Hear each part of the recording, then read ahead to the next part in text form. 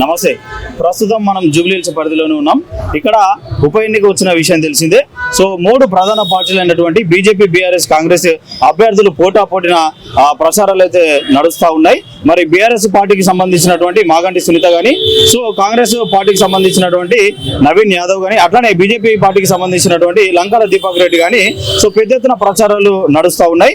రాష్ట్ర వ్యాప్తంగా మొత్తం జూబ్లీ వైపు చూస్తున్నటువంటి పరిస్థితి ఉన్నది. మరి ఇక్కడ ప్రజల నాడి ఎట్లా ఉన్నది, ఎవరి వైపు ప్రజలు మొగ్గు చూపుతా ఉన్నారు, ఏ పార్టీకి మెజార్టీ ఓట్లు రాబోతా ఉన్నాయి, ఏ పార్టీ జెండా ఈ జూబ్లీహిల్స్ గడ్డ మీద ఎగరబోతా ఉన్నది అనేది మనం తెలుసుకున్నటువంటి ప్రయత్నం చేద్దాం. మనతో పాటు ఇక అండారి నాగరాజన్న పొలిటికల్ అనాలిసిస్ట్ అన్న ఉన్నాడు. సో అన్న అడిగి తెలుస్తాం వాళ్ళ సర్వేలో ఎలాంటి విషయాలు వెలుగులోకి వచ్చినాయి, వాళ్ళ సర్వే ఎట్లా ఉన్నది, ఏ అభ్యర్థికి ఎక్కువ మెజార్టీ వచ్చే అవకాశం ఉన్నదని వారి మాటల్లోనే తెలుసుకున్నాం. అన్న నమస్తే. అన్న నమస్తే బ్రదర్. అన్న ఎట్లున్నారు, బాగున్నారా? బాగున్నాను.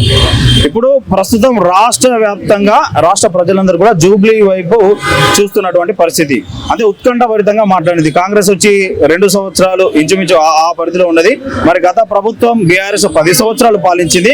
వీళ్ళు తీసుకునే కొన్ని నిర్ణయాలు ఏవైతే ఉన్నాయో, వీరు ఇచ్చిన 6 గ్యారెంటీలు ఏవైతే ఉన్నాయో, 420 హామీలు ఏవైతే ఉన్నాయో, మధ్యలో తీసుకొచ్చిన హైడ్రా ఇవేవైతే పథకాలు ఏవైనాయో వీటి మీద ప్రజల్లో ఎట్లా ఉన్నది, బీఆర్ఎస్ కు అనుకూలంగా ఉన్నదా ఈ జూబ్లీహిల్స్, లేదంటే కాంగ్రెస్ కు అనుకూలంగా ఉన్నదా, లేదంటే ఇవి రెండింటికి కాకుండా బీజేపీకి ఎక్కువగా అనుకూలంగా ఉన్నదా అనేది మీ సర్వేలో ఎలాంటి విషయాలు వెలుగులోకి వస్తున్నాయి? ఈ నవీన్ యాదవ్ గారికి కాంగ్రెస్ పార్టీ టికెట్ ఇవ్వక ముందు నుంచి కూడా 2 వీక్స్ ముందు నుంచి మేము ఈ గ్రౌండ్ లెవెల్ లో పనిచేయడం జరిగింది. జూబ్లీస్ లో బై ఎలక్షన్స్ వస్తాయి అని మాదే ఏదైతే ప్రచారం జరిగిందో, మాగంటి గోపినాథ్ చనిపోయిన కాడి నుంచి కూడా ఈ జూబ్లీస్ బై ఎలక్షన్ మీద ఫోకస్ చేయడం జరిగింది. గతంలో మహారాష్ట్ర, కర్ణాటక, ఏపీ, తెలంగాణ 4 రాష్ట్రాల ఎన్నికల మీద నేను చెప్పినట్టే పార్టీలు కావచ్చు, అభ్యర్థులు కావచ్చు గెలవడం జరిగింది. మీకు అన్ని కూడా నా యూట్యూబ్ ఛానల్లో ఆర్డర్ టైప్ చేస్తే నా వీడియోస్ వస్తాయి. ఈ జూబ్లీస్ లో ప్రధానంగా మొదటి నుంచి కూడా గ్రౌండ్ రిపోర్ట్ లో నేను మొట్టమొదటి నుంచి ఎందుకు పనిచేయడం జరిగిందంటే, ఈసారి ఖచ్చితంగా అన్ని రాజకీయ పార్టీలకు కూడా ఈ జూబ్లీస్ బై ఎలక్షన్స్ అనేది చాలా ఇంపార్టెంట్. ఒకవేళ కనుక కాంగ్రెస్ పార్టీ గెలిచింది అనుకో, అంటే పార్టీ మీద చెప్తాను, గెలిచింది అనుకో, బీఆర్ఎస్ పార్టీ మా మీద కేవలం సోషల్ మీడియాలో చేసే వారు తప్ప నిజంగా ప్రజా వ్యతిరేకత లేదు అన్న భావం కాంగ్రెస్ పార్టీ చెప్తుంది. ఒకవేళ కాంగ్రెస్ పార్టీ గెలిచింది అనుకో, ఓడిపోయింది అనుకో, అప్పుడు ఖచ్చితంగా ప్రభుత్వం మీద చాలా తీవ్ర వ్యతిరేకత ఉంది, అందుకే ఓడిపోయింది. సో రేపు వచ్చే ఎన్నికల్లో కూడా మేమే ఉంటాము అని చెప్పి వీళ్ళు ప్రచారం చేసే అవకాశం. అదేవిధంగా బీజేపీ పార్టీ 2 పార్టీల మధ్య హోరాహోరీ అంశం జరిగినప్పుడు 3వ అభ్యర్థి కూడా గెలిచే అవకాశం ఉంటాయి. చాలా ఎలక్షన్స్ లో 2 ప్రధాన పార్టీలు పోటీ పడినప్పుడు ఇంకో అభ్యర్థి కూడా గెలిచే అవకాశం ఉంటాయి. సో ఓట్లు చీలిపోతాయి. సో అలాంటి అవకాశాలు ఉంటాయని చెప్పి బీజేపీ పార్టీ కూడా బలమైన ప్రయత్నం చేస్తుంది. మనం రీసెంట్ గా లంకా దీపక్ రెడ్డి గారు మాకు 70,000 ఓట్లు వస్తాయని చెప్పారు. సో అదేవిధంగా MIM party Congress party support చేసింది కాబట్టి కట్టర్ హిందూస్ కూడా బీజేపీ కనెక్ట్ అవుతారు అనేది బీజేపీ పార్టీ వాళ్ళకి ఆర్గ్యుమెంట్స్, వాళ్ళ ఆలోచన కదా.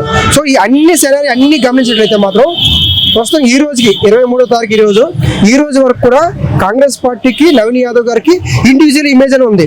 సో హైడ్రా అంశం అనేది రాష్ట్ర వ్యాప్తంగా నెగిటివ్ ఉన్నా సరే ఈ జూబ్లీస్ నియోజకవర్గంలో హైడ్రా కూల్చివేతలు ఎక్కువగా లేవు.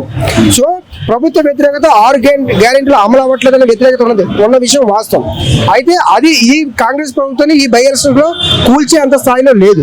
సో ఇక్కడ ప్రధానంగా మాకు లోకల్ గా ఉన్న అభ్యర్థి కావాలి, అందుబాటులో ఉన్న అభ్యర్థి కావాలి అన్న కోణంలోనే ఎక్కువ ఓటర్స్ ఆలోచిస్తారు.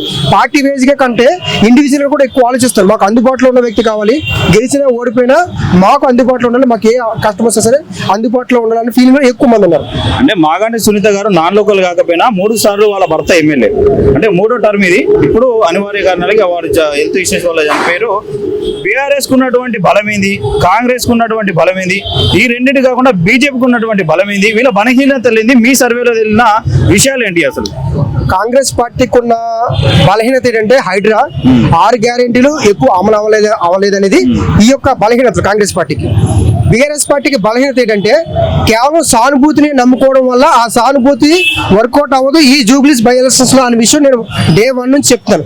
ఇదే విషయం కేసీఆర్ గారు కూడా గమనించి గ్రౌండ్ రిపోర్ట్ లో సానుభూతి లేదు కాబట్టి విష్ణువర్ధన్ రెడ్డి గారిని కూడా నామినేషన్ వేయించారు. సో బీఆర్ఎస్ పార్టీకి ఉన్న బలాలు ఏంటంటే ప్రభుత్వ వ్యతిరేకత మీద బీఆర్ఎస్ పార్టీ డిపెండ్ అయ్యింది. ప్రభుత్వ వ్యతిరేకత, అదేవిధంగా హైడ్రా, అదేవిధంగా నవీన్ యాదవ్ గారిని నెగిటివ్ గా చూపించకూడదు. ఈ 3 బీఆర్ఎస్ పార్టీ యొక్క ఆయుధాలు. ఇక్కడ కాంగ్రెస్ పార్టీకి ఉన్న ఆయుధాలు ఏంటంటే నవీన్ యాదవ్ గారు గతంలో 2 సార్లు పోటీ చేసి ఓడిపోయారు అన్న సానుభూతి ఈయనకుంది. కాంగ్రెస్ పార్టీ అధికారంలో ఉంది కాబట్టి గెలిస్తే ఏవైతే పెండింగ్ పనులు ఉన్నాయో ఈ జూబ్లీస్ కాన్స్టిట్యున్సీలో గత 10 సంవత్సరాలు అభివృద్ధి ఏవైతే పెండింగ్ అయిపోయో అవన్నీ కూడా మేము చేస్తామని చెప్పి హామీ ఇవ్వడం వల్ల ఇక్కడ అధికారంలో ఉన్న పార్టీకి మొగ్గు చూపే అవకాశాలు వీళ్ళకు ఉన్నాయి. సో బీఆర్ఎస్ పార్టీకి ఒక 3 అంశాలు ఉన్నాయి, వీళ్ళకి 4-5 అంశాలు వీళ్ళకు ఉన్నాయి. బీజేపీకి అంశం అంటే 2 ప్రధాన పార్టీలు పోరాటం చేసుకున్నప్పుడు వీళ్ళిద్దరూ ఒక మిస్ అండర్స్టాండింగ్ లోనే వెళ్తున్నారు. సో కాంగ్రెస్ పార్టీ యొక్క మైనారిటీ వాళ్ళని కలుపుకొని మూవ్మెంట్ చేస్తుంది కాబట్టి రేపు ఖచ్చితంగా ఆ ఎంఐఎం పార్టీ సంబంధించిన కట్టర్ హిందూస్ అందరూ కూడా బీజేపీ కోటేస్తారని భావిస్తున్నారు. విష్ణువర్ధన్ రెడ్డి గారు గతంలో మన లంక దీపక్ రెడ్డి మొన్న ఫోన్ చేసినప్పుడు పోటీ చేసినప్పుడు 20,000 ఓట్లు వచ్చాయి. 21,000 వచ్చింది. 21,000 వచ్చింది. సో ఆయన కూడా లంక దీపక్ రెడ్డి గారు, మన బండి సంజయ్ గారు వచ్చారు, మన కిషన్ రెడ్డి గారు వచ్చారు, అదేవిధంగా మన అడ్వకేట్ గారు ఆయన కూడా వచ్చారు, ఎంపీ గారు. సో వీళ్ళందరూ కూడా వచ్చి వీళ్ళు కూడా రఘునందన్ గారు వీళ్ళందరూ కూడా బలంగా ప్రచారం చేస్తారు. అంటే ఒకవేళ బీజేపీ పార్టీకి ఎక్కువ ఓట్స్ వస్తే రేపు ఈ అంశం కూడా రేపు కార్పొరేషన్ లో చూపించే అవకాశం ఉంది. సో మొన్న రేవంత్ రెడ్డి గారు ఒక వ్యాఖ్య చేసి ఏంటి బీఆర్ఎస్ పార్టీ బీజేపీ పార్టీ ఇద్దరు కూడా టైఅప్ అయ్యే అవకాశం ఉంది, వాళ్ళిద్దరు టైఅప్ అవుతున్నారు. అందుకే మొన్న సార్వత్రిక ఎన్నికల్లో కూడా బీఆర్ఎస్ పార్టీకి ఎంపీ సీట్లు అసలు ఏమీ రాలేదని చెప్తారు. సో ఆ సినారీ కూడా ఇక్కడ ఉంది. ఒకవేళ బీజేపీ గెలిచే అవకాశం లేనప్పుడు ఖచ్చితంగా బీఆర్ఎస్ సపోర్ట్ చేసే అవకాశం ఉంది. మొన్న కేటీఆర్ గారు ఇక్కడ మీటింగ్ పెట్టినప్పుడు కూడా చాలా మంది బీజేపీ సంబంధించిన కార్యకర్తలు సోషల్ మీడియాలో మాగంటి సునీత గారి మీద కొంచెం పాజిటివ్ కామెంట్స్ పెట్టడం, మేము అవసరమైతే ఆమె సపోర్ట్ చేస్తాం మాది బీజేపీ కామెంట్స్, ఇవన్నీ కూడా ఒకవేళ బీజేపీకి గ్రాఫ్ తక్కువ ఉంటే ఖచ్చితంగా బీఆర్ఎస్ సపోర్ట్ చేసే అవకాశం ఉంది. సో ఒకవేళ ఈ 2 పార్టీలు కనుక డైరెక్ట్ గా కలిస్తే, డైరెక్ట్ గా కలపని సరే ఇండివిజువల్ కూడా కలిస్తే మాత్రం టఫ్ అయ్యే అవకాశం ఉంది. మొత్తం మీద ఎంతమంది నామినేషన్లు వేసినా ప్రధానంగా 3 పార్టీల మధ్యనే పోటీ ఉన్నది, అది అందరికీ తెలిసిన విషయం. మీ సర్వేలో ఏ పార్టీకి లీడింగ్ ఉన్నది, ఏ అభ్యర్థి ఎంత మెజార్టీతో గెలవబోతా ఉన్నారు, ఇక అది ఏ పార్టీకి సంబంధించిన వ్యక్తి అయినా? మొత్తం 121 మంది, 126 మంది మొత్తం నామినేషన్. ఎక్కువ నామినేషన్ అంటే 11 నుంచి 15 వరకు నామినేషన్ ఎప్పుడైతే వేస్తారో అక్కడ ఓట్ షేరింగ్ పెరుగుతుంది. మన ఏపీలో కూడా ఇండిపెండెంట్ క్యాండిడేట్స్ ఎక్కడైతే పోటీ చేస్తారో 15 క్యాండిడేట్స్ నుంచి దాటితే ఓట్ షేరింగ్ ఎక్కువ పెరుగుతుంది. లాస్ట్ ఎలక్షన్స్ లో కూడా ఈ జూబ్లీస్ బై ఎలక్షన్స్ లో 52% మాత్రమే ఓట్ షేరింగ్ ఉంది. సో ఇక్కడ ఈ ఎక్కువ మంది పోటీ చేయడం అనేది ఓట్లు అనేవి చీలిపోతాయి. కొన్ని మైనారిటీ ఓట్లు చీలిపోతాయి, కొన్ని ఇండిపెండెంట్ గా పోటీ చేసిన కమ్యూనిటీ బేస్ మీద చీలిపోతాయి. ఓట్లు అనేది ఎక్కువ పార్టీ చీలిపోయే అవకాశం ఉంది. ఓట్ల చీలిక అనేది ఏమవుతుందంటే కాంగ్రెస్ పార్టీకి మైనస్ అవుతుంది. ఎక్కువ మంది పోటీ చేయడం కూడా కాంగ్రెస్ పార్టీ మైనస్ అవుతుంది. ఇప్పుడు మీ సర్వేలో ఎవరి వైపు ఉన్నారు ప్రజలు, ఎవరి వైపు ఎక్కువ? జూబ్లీస్ నియోజకవర్గంలో ఉన్న ప్రజలు ఎక్కువగా నవీన్ యాదవ్ గారికి కాంగ్రెస్ పార్టీకి అనుకూలంగా ఉన్నారు. ఎందుకు అనుకూలంగా ఉన్నారు అంటే ఈ నవీన్ యాదవ్ గారు 2 సార్లు ఓడిపోయినా సరే పబ్లిక్ లో ఉన్నారు అన్న ఫీలింగ్ ఎక్కువ ఉంది. గెలిచిన ఓడిన అందుబాటులో ఉంటారని. కాంగ్రెస్ పార్టీ మీద వ్యతిరేకత ఉన్నా సరే ఈ జూబ్లీస్ బై ఎలక్షన్స్ లో హైడ్రా అంశం ఇవన్నీ కూడా ఇక్కడ లేవు ఎక్కువ. సో ప్లస్ పాయింట్ అండి. మొన్న ఎలక్షన్స్ లో కూడా ఈ హైదరాబాద్ సిటీ మొత్తం బీఆర్ఎస్ వచ్చింది. ఈ జూబ్లీస్ కావచ్చు, కూకట్పల్లి కావచ్చు, శేరింగల్పల్లి. ఎందుకంటే అధికార పార్టీలో ఉన్న వాళ్ళకి ఓట్లు వేస్తేనే మేము గెలుస్తామని భావన ఉంటుంది ఓటర్స్ కి. సో ఇప్పుడు అధికారంలో కాంగ్రెస్ పార్టీ ఉంది కాబట్టి ఆ భావన మళ్ళీ ఉంది. ఇప్పుడున్న ఈ భావన ఇక ఇంకో 15 గట్టి కొడితే 16-17 రోజులు ఉంది పోలింగ్. సో అప్పటి వరకు రాత్రి ఏం చేంజ్ కాదంటారా? మొన్న ఒక ఛానల్ లో చెప్పాను, ప్రతి ఎలక్షన్ టైంలో ప్రతి 2 రోజులకి మూడ్ ఆఫ్ సిచ్యువేషన్ మారిపోతుంటాయి వాటర్స్ లో. అది డబ్బుల ప్రభావం గానీ, మందు ప్రభావం గానీ, ఇంకేదైనా ప్రభావం గానీ. ఇప్పుడు నవీన్ యాదవ్ కు మీ సర్వేలో ఉన్న ఈ ఏదైతే ఉన్నదో ఈ అంటే వీళ్ళు ఇద్దరు కంటే మెజార్టీ ఏదైతే ఉన్నదో లాస్ట్ 2-3 రోజులు అలా చేంజ్ అయ్యే అవకాశాలు లేవా? ఉండొచ్చు. ఇదే సినారీ ఇప్పుడు ఈ రోజు ఈ వాతావరణం ఎలా ఉందో అలాగా వెళ్తే మాత్రం నవీన్ యాదవ్ గారు గెలిచే అవకాశాలు ఎక్కువ ఉంటాయి. ఇలా కాకుండా ఏమైనా మారుతుందంటే రేపు తెలుస్తుంది. రేపు ఎవరైనా విత్డ్రా చేసుకుంటారా, చేసుకుంటే ఒకవేళ మాగంటి సునీత గారు విత్డ్రా చేసుకుంటారా, లేదా విష్ణువర్ధన్ రెడ్డి గారు ఇష్యూస్ చేసుకుంటారా? ఒకవేళ విష్ణువర్ధన్ రెడ్డి గారు నిలబడి మాగంటి సునీత గారు చేస్తే మళ్ళీ విష్ణువర్ధన్ రెడ్డి గారికి ఆల్రెడీ గతంలో 2018లో పోటీ చేసినప్పుడు ఆయన కాంగ్రెస్ పార్టీ నుంచి ఆయనకి 52,000 ఓట్లు ఉన్నాయి. సో అప్పుడు టఫ్ అయ్యే అవకాశం ఉంది. సో బీఆర్ఎస్ పార్టీ కేసీఆర్ గారు 3 వ్యూహాలు వేశారు. రేపు కీలకం. రేపు ఎవరు విత్డ్రా చేసుకుంటారన్న దాన్ని బట్టి రేపు భవిష్యత్తు ఎలా ఉంటుంది అంటే ఈ యొక్క గ్రాఫ్ పెరుగుతుందో తగ్గుతుందో అంచనా అవకాశం ఉంటుంది.